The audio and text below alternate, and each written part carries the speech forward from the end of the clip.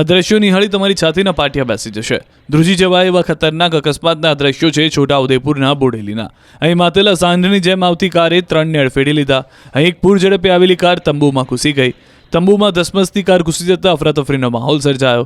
આ ઘટનામાં 3 લોકોને ઈજા પહોંચી, જ્યારે આ સમગ્ર ઘટનાના સીસીટીવી ફૂટેજ પણ સામે આવ્યા. બોડેલીથી છોટાઉદેપુર માર્ગ પર કાર પૂરપાટ જઈ રહી હતી, ત્યારે રોડની બાજુમાં લારી પાસે બાંધેલા તંબુમાં કાર ઘૂસી ગઈ. તંબુમાં કેટલાક લોકો નાસ્તો કરી રહ્યા હતા, ત્યારે જ આ બેકાબુ કાર ધસી આવી હતી.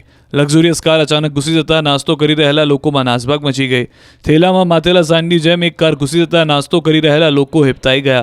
કાર આવતી હોવાની જાણ થતાં જ બધા લોકો નાસ્તો કરતા કરતા ઊભા થઈને ભાગી ગયા. છતાં માતેલા સાંઢની જેમ આવેલી કારે 3 જણને અડફેટે લીધા.